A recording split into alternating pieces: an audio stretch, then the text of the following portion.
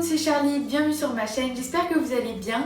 Je suis très contente de vous retrouver aujourd'hui pour une nouvelle vidéo sur ma chaîne YouTube car je vous propose une recette de Trianon ou gâteau royal au chocolat pour Pâques.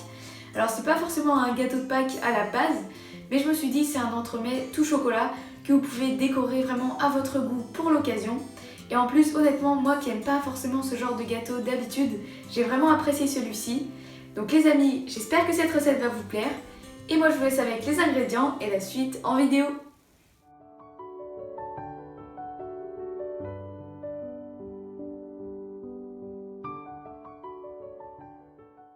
On commence par la mousse au chocolat. Vous aurez besoin de 3 jaunes d'œufs, plutôt petits de préférence, 20 g d'eau, 25 g de sucre, 25 centilitres de crème entière liquide et 140 g de chocolat noir pâtissier. Pour commencer, dans une casserole, vous versez le sucre et l'eau.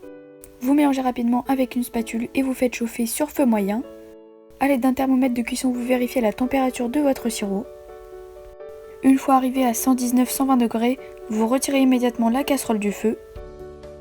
Dans le bol du robot ou dans un saladier, vous commencez à fouetter vos jaunes d'œufs.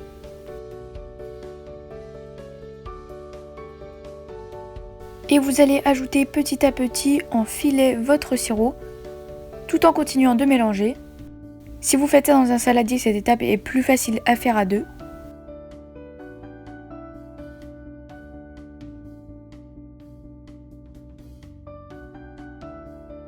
Vous continuez de mélanger énergiquement et vous allez voir petit à petit, votre mélange va s'éclaircir et doubler de volume. Si vous n'avez pas de robot, faites-le au batteur électrique, ce sera bien plus facile. Et quand votre mélange est similaire au mien, c'est-à-dire qu'il a bien blanchi et augmenté en volume, vous pouvez vous arrêter de fouetter. Et ensuite, vous récupérez votre chocolat et vous commencez à le faire fondre au bain-marie. Vous le cassez en morceaux pour que ça aille plus vite. Vous pouvez également le faire au micro-ondes, mais vérifiez bien que votre chocolat ne crame pas. Vous le mélangez régulièrement à l'aide d'une spatule. Et quand votre chocolat est complètement fondu et bien brillant, vous le retirez du feu. Vous attendez qu'il refroidisse un peu et qu'il soit à température ambiante. Et vous l'ajoutez petit à petit à votre préparation précédente, sans cesser de fouetter pour l'incorporer progressivement. Quand tout votre chocolat est ajouté et que votre mélange est homogène, vous prenez votre crème entière liquide et vous la montez en chantilly. Avant de faire ça, comme d'habitude, vous placez votre saladier et les fouets du batteur électrique au congélateur environ 30 minutes avant. Et votre crème aussi, il faut qu'elle soit bien froide, sinon ça ne marchera pas. Donc vous la fouettez à vitesse plutôt lente pendant environ 5 minutes, voire plus si nécessaire. Petit à petit, les fouets vont laisser de plus en plus de marques dans la crème. Et quand vous voyez qu'elle commence à être ferme et à bien se tenir, vous pouvez vous arrêter de fouetter. Il faut qu'elle soit bien montée, mais il faut qu'elle reste onctueuse quand même, donc faites attention à ne pas fouetter trop longtemps, on ne veut pas que ça devienne du beurre. Vous reprenez votre préparation au chocolat, vous la fouettez rapidement pour la détendre. Si elle a trop durci, n'hésitez pas à ajouter un peu de crème chantilly au fouet comme ça. Ça la rendra beaucoup plus facile à travailler. Et quand c'est bon et que votre préparation est à nouveau fluide, vous pouvez ajouter votre crème chantilly, cette fois-ci plus délicatement en vous aidant d'une maryse. Vous pouvez l'ajouter en 2-3 fois. Essayez de ne pas attendre trop longtemps parce que sinon votre chantilly risque de retomber.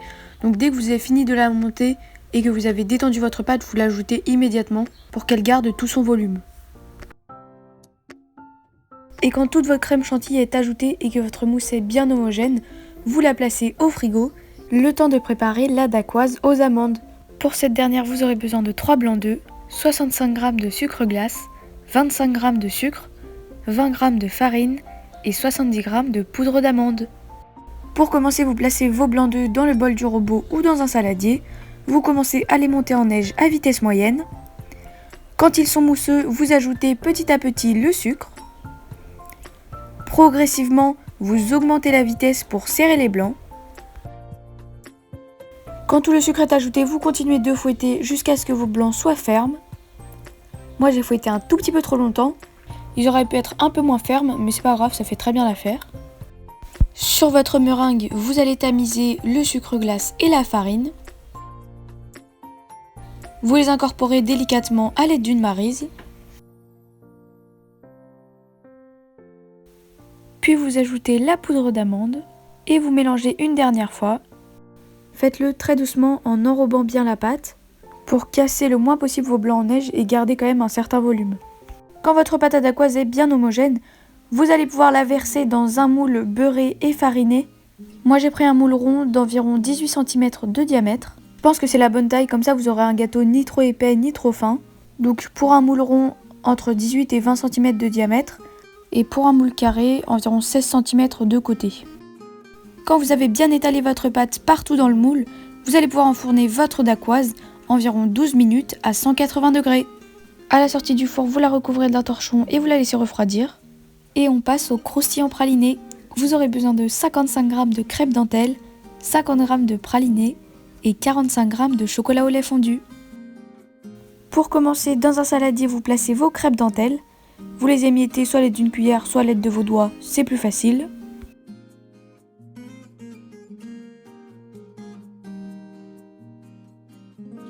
Une fois finement émietté, vous y ajoutez le chocolat au lait fondu.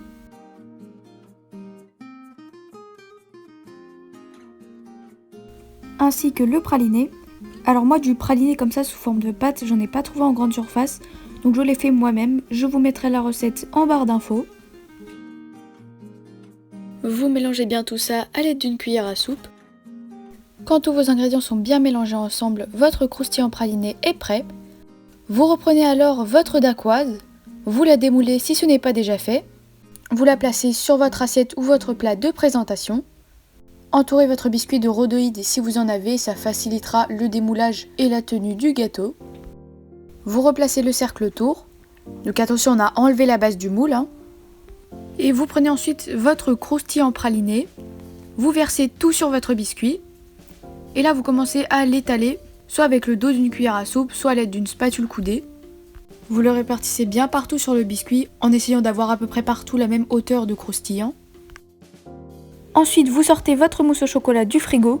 Comme vous le voyez, la mienne a déjà eu le temps de figer un peu.